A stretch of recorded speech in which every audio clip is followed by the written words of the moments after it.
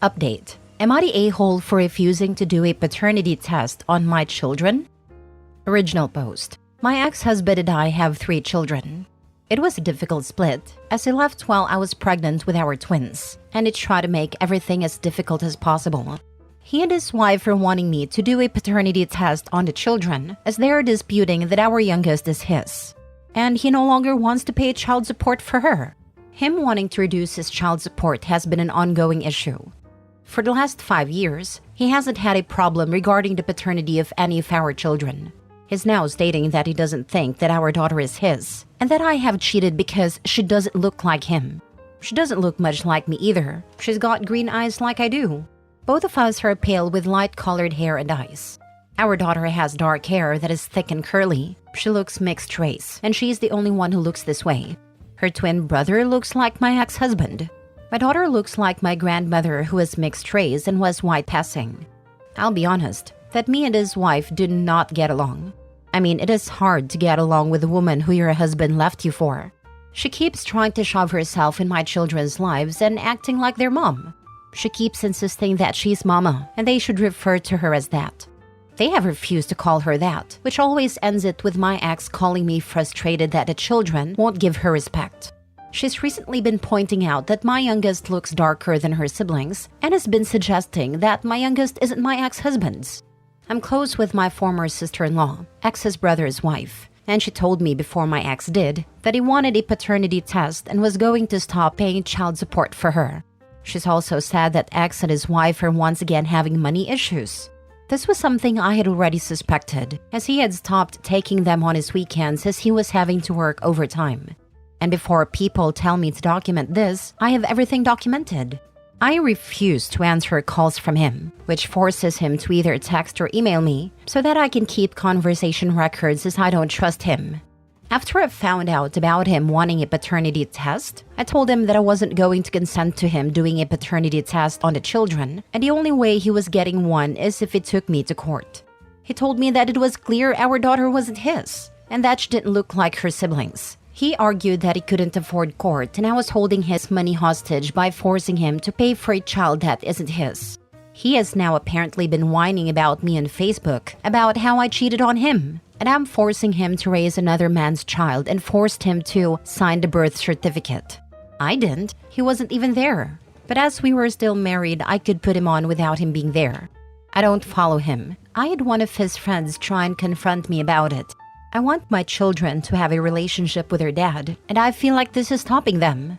Though on the other hand, I know there will be something else he, or his wife, takes issue with down the line. Now for the top comments before reading the update. He left when you were pregnant with twins, but doesn't believe the youngest is his? I didn't read past that, because that doesn't make sense to me. Wouldn't the twins then be the youngest? That's correct. She is the younger of my twins. So he thinks only one of the twins isn't his? Yep, he only thinks one of the twins is his. I wish I could explain why he thinks that, but he was never the smartest. Are you a cat? I'm not sure why he even bothered asking. He could literally buy an at-home test and use it on his weekend with them, and there's really not a thing you could do about it. In the US, at least. My ex keeps saying my youngest isn't his. I've asked him to do a paternity test since I was pregnant. Now he claims he wants a paternity test. I said book it, and I'll bring the kids. He still hasn't. He just wants to make a noise and let people feel sorry for him. He won't do the test because he knows the kid is his. OP's husband just wants sympathy, not a paternity test. Edit. I thought I'd put this in my post, but I didn't. Really should have proofread this rather than posting in anger. My ex wants me to pay for the paternity test. He doesn't want to because of his financial situation, which is why I told him to take it to court and get a court-mandated one.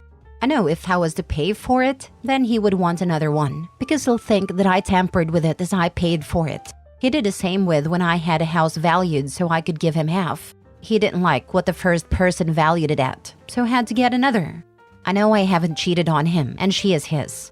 I know some didn't like me referring to her as my youngest. Both her and her brother don't like being referred to as twins or as one, so I don't refer to them as much. Since they were toddlers, they have been very independent from each other and want to be treated as such. She is not my only daughter. My eldest is also a girl. Now for the update. So I did not expect so many comments on my last post. After I posted in my frustration over the paternity test situation, my ex-husband, we'll call him Jim, and his wife kept trying to get me to consent to and pay for the paternity test. I refused to pay because I know Jim. When the result isn't what he wants, he will accuse me of tampering with the results. When I kept saying no, they ran to whoever would listen complaining about me and how I was forcing them to pay for a child that was Jim's. For those who may not have read my last post, the child in question is my youngest daughter and a twin. Jim does not contest that her twin brother is his. But apparently, along with being a witch over this, I'm also a cat. News to me. Honestly, didn't think he was that much of an idiot, but here we are. Jim kept complaining to his dad, Mick, and brother about me, and how I was being financially abusive by taking money from him for a child that wasn't his, and refusing to pay for the paternity test. Now, Mick and I get on very well. He adores his grandchildren. They also adore him, and I have never attempted to stop them having a relationship. Unlike Jim, who often attempts to weaponize the children, I get very well with Jim's family and we are close.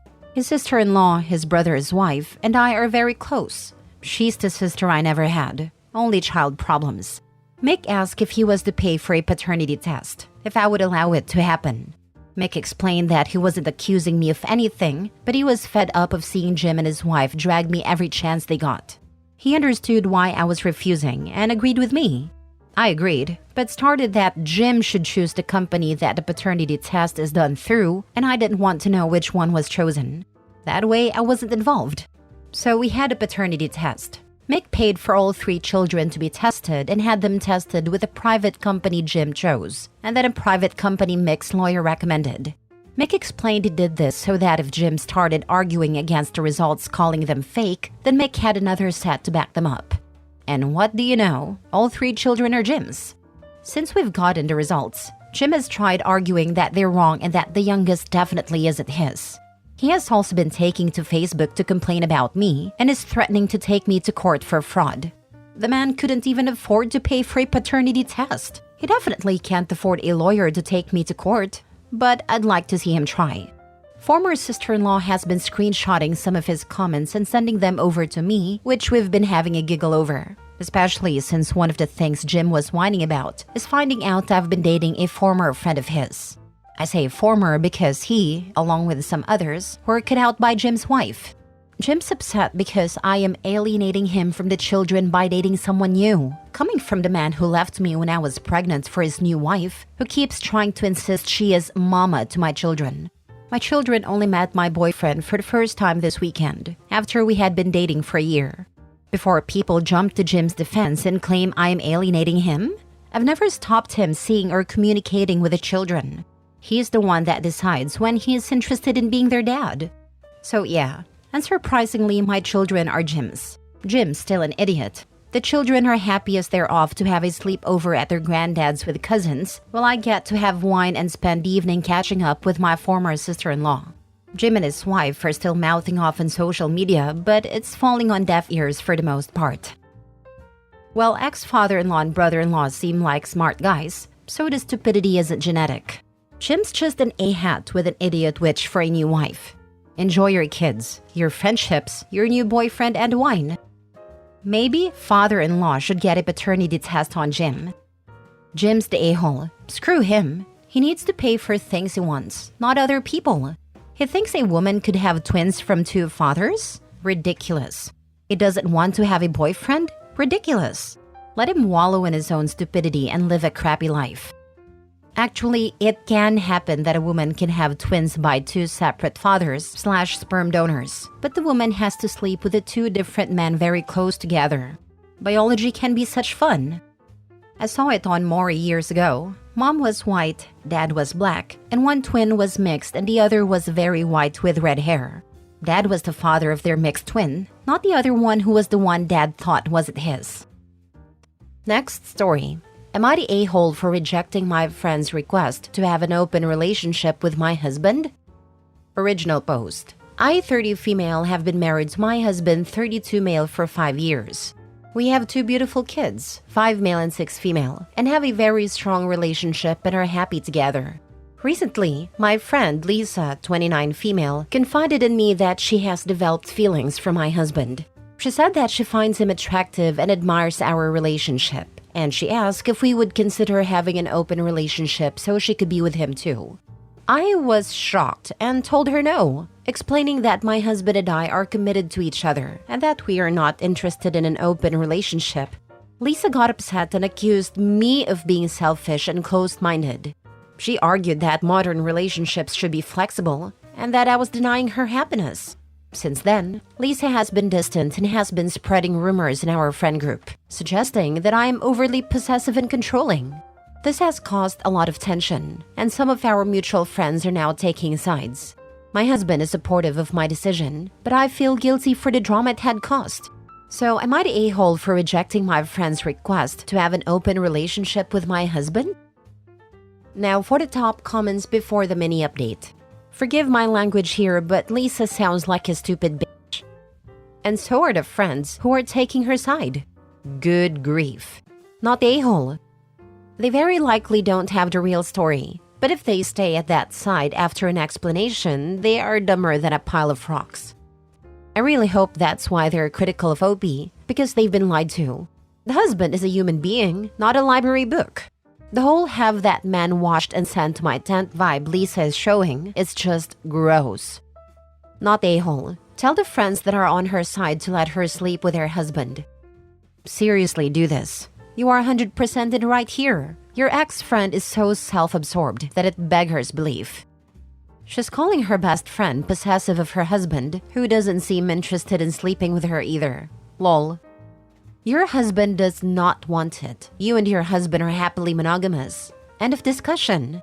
She's not your friend. She's an attempted home wrecker. They're not your mutuals. They are her flying monkeys. Cut them out of your life if they think this is acceptable. Not the a-hole, obviously. Whoever thinks like Lisa must be stupid, and all of these people who are on Lisa's side are equally stupid for supporting her. Tell the truth, OP.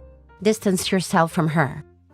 Edit. This attracted a lot more attention very fast than I thought it would. I've read most of your comments, and I think tomorrow I will talk to the whole friend group about it and I'll update after. Mini update. After reading some of your comments, I decided to bring the group out for coffee and I told them all about what Lisa said and the real story. I also showed them the Reddit post. After showing them, there were 2 girls that were still on Lisa's side. So I took some advice from the comments and said, let Lisa bang your husband, then you can be on her side. After that, everyone was on my side, thankfully. Lisa wasn't happy at all, and she started ranting about how it wasn't fair. She just wanted to experiment something new, and it wasn't even that bad of a request. You're making it such a big deal, which I didn't get. Me and the rest of the group have officially cut contact with Lisa, just hoping she doesn't try to reach out. We'll update if something happens. Also just clarifying that Lisa also asked my husband for an open marriage. He also rejected, saying that even if I would never want to go out with you. I'm thinking of cutting off the ladies that were on Lisa's side for so long, but I'm not sure if they heard a different story or not. Last story. Am I the a-hole for exposing my husband's affair with his much younger childhood friend?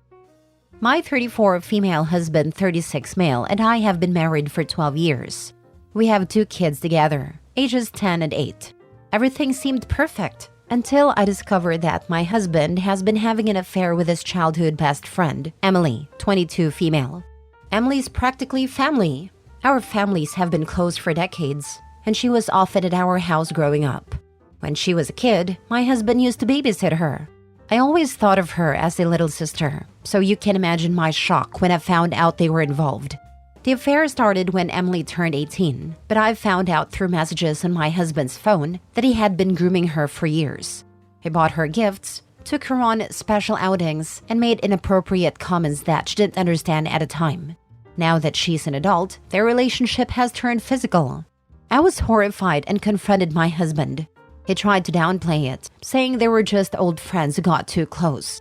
But the messages I found were explicit and clear. I decided to tell my family and his family. My parents and siblings were outraged and supported my decision to leave him. However, his family's divided. Some of them think I'm overreacting and that it's just a midlife crisis. Others are appalled and think he's a predator. Even our friends are split. Some believe I should forgive him for the sake of our children, while others agree that what he did is unforgivable. I've moved out with the kids, and we're staying with my parents. Now I'm being accused of overreacting and breaking up our family over something that isn't that serious. So am I the a-hole for exposing my husband's affair with his much younger childhood friend?